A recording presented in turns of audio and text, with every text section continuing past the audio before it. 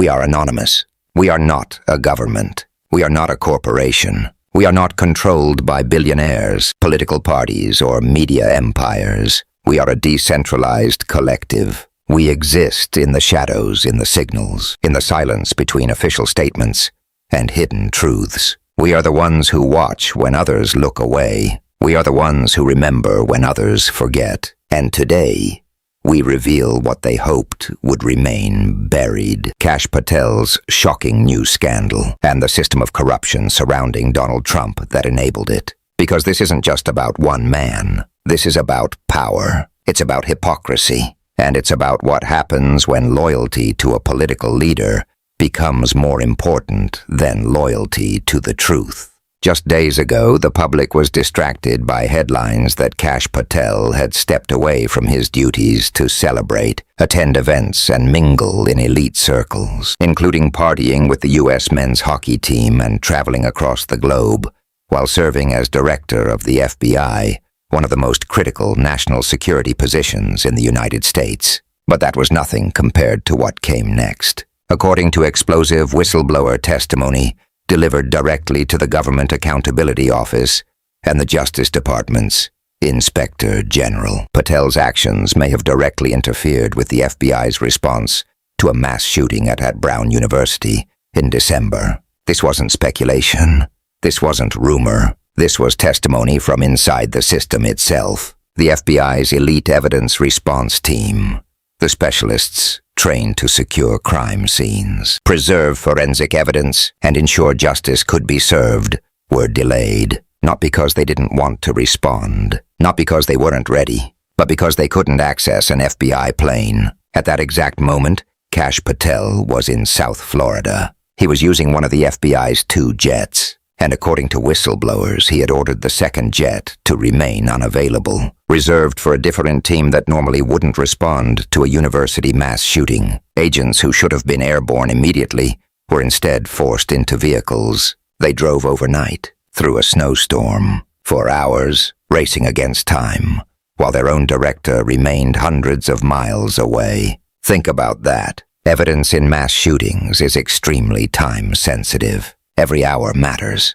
Every minute matters. Witness memories fade. Physical evidence degrades. Justice becomes harder to achieve. And yet the man in charge of ensuring rapid response had tied up the resources himself. Sources confirmed Patel had flown into Florida on December 13th, the day of the shooting, and did not return until the afternoon of December 14th. During that time, he ordered the hostage rescue team placed on standby, which effectively froze access to the remaining jet. FBI officials themselves were reportedly confused. This wasn't standard procedure. Nearby field offices in Boston and New York had agents ready. They could have responded immediately. But instead, bureaucracy created by Patel's own order slowed everything down. And the reason, according to reports, Patel was visiting family. Now understand this clearly. Visiting family is not a crime, but using federal emergency resources as personal transportation,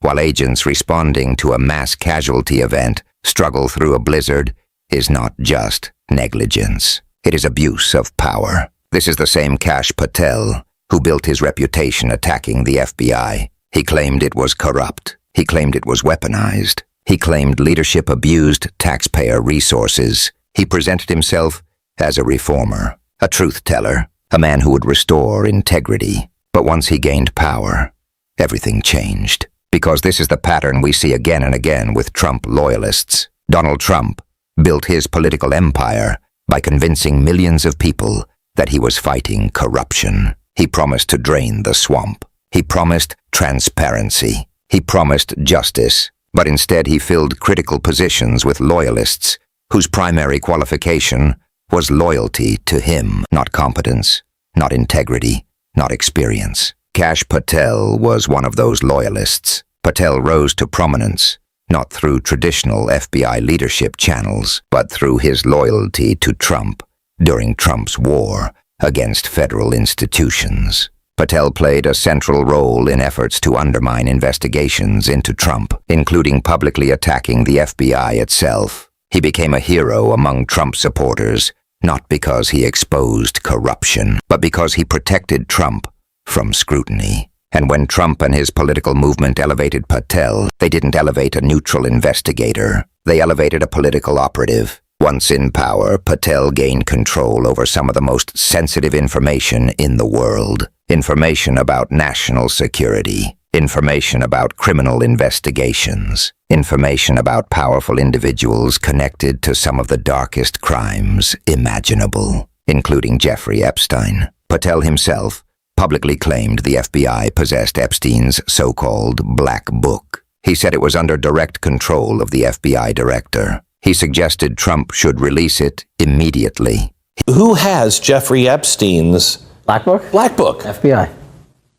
But who? There's... that's under direct control of the director of the FBI. The Black Book, it's not just sitting... that's Hoover power times 10. And to me, that's a thing I think President Trump should run on. On day one, roll out the Black Book.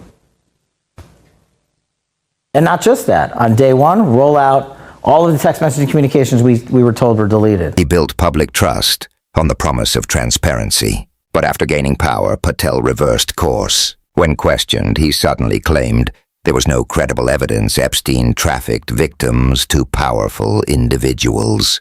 Who, if anyone, did Epstein traffic these young women to besides himself? Himself. There is no credible information. None. If there were, I would bring the case yesterday that he trafficked to other individuals. And the information we have, again, is limited. So the answer is no one? For the information that we have. In the file. In the case. He downplayed the files. He dismissed their importance. He contradicted his own previous statements. And yet internal reports showed that even the so-called unredacted Epstein files remained heavily censored. So the files that they looked at, the redacted files that were unredacted, quote unquote, right? You ready? The unredacted version, those files were still redacted. Like 70% of those were redacted. They just weren't redacted by the DOJ. So what they showed to the Congress people were files that were unredacted from the DOJ's redactions. The FBI got in there first. This administration's FBI. The administration that said that they were going to release the Epstein files, the Trump guy who said, I'm campaigning on releasing the Epstein files, right, and draining the swamp, the guy who specifically appointed two people who built their entire identity almost around exposing the Epstein files and justice for the victims, those two people, Kash Patel and Dan Bongino, who then went on podcasts and different platforms and said, there's nothing there. If there was something there, don't you think I would show you? Yeah. Well, if there's nothing there, why are their names redacted? Names hidden, details removed, truth buried. This is the same administration that promised to expose everything. The same Trump who campaigned on releasing those files. The same Trump who said he would expose elite corruption.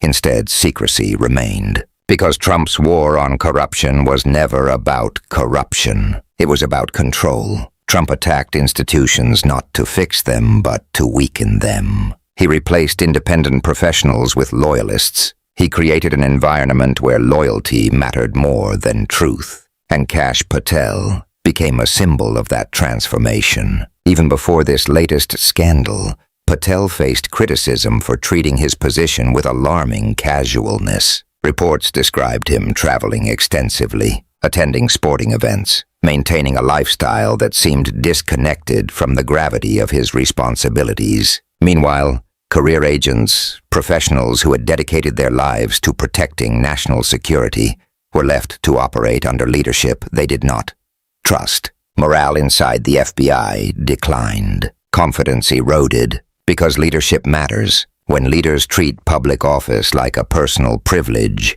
rather than a public responsibility, institutions weaken. And when institutions weaken, accountability disappears. The FBI's public defense of Patel only deepened concerns. Officials claimed agents were already on scene. They claimed federal involvement came later. They claimed procedures were followed. But even if every one of those statements were true, the underlying reality remains unchanged. The director of the FBI was using government jets for personal travel, while agents drove overnight through dangerous conditions to respond to a mass shooting. That alone is unacceptable, and this is not an isolated incident. This is part of a broader pattern seen throughout Trump's political network. Trump himself repeatedly used government resources for personal benefit. He charged the Secret Service to stay at his own properties. He blurred the line between public office and private business. He normalized behavior that would have been considered scandalous under any previous administration, and his loyalists followed his example. Because when corruption becomes normalized at the top, it spreads downward. Patel learned from Trump. He learned that loyalty protects you. He learned that accountability can be avoided. He learned that political power can shield you from consequences. But the truth has a way of emerging. Whistleblowers came forward. Insiders spoke out. Evidence surfaced. Because even in systems under pressure, there are still individuals who refuse to stay silent. Individuals who believe the public deserves to know the truth. This scandal reveals something deeper than one man's misconduct. It reveals how fragile democratic institutions become when leadership prioritizes loyalty over integrity. It reveals how easily public trust can be manipulated. It reveals how dangerous it becomes when those entrusted with enforcing the law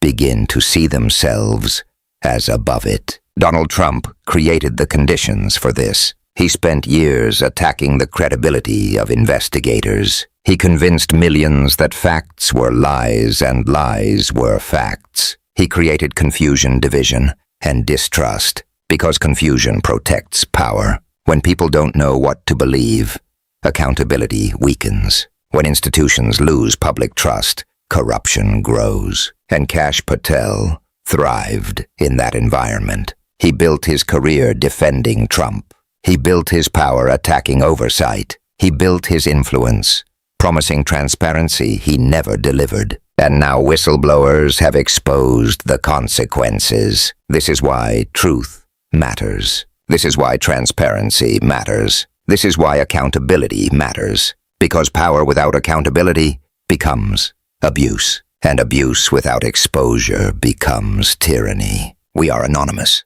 We do not serve political parties. We do not serve presidents. We serve the truth. The truth they tried to hide. The truth whistleblowers risked everything to reveal. The truth that powerful men hoped would remain buried. But now you know. And knowing is the first step toward accountability. Do not ignore this. Do not forget this. Share this information. Spread awareness. Demand transparency. Demand accountability from those who hold power. Because silence protects corruption. But together we expose it. We are anonymous. We are legion. We do not forgive. We do not forget. Expect us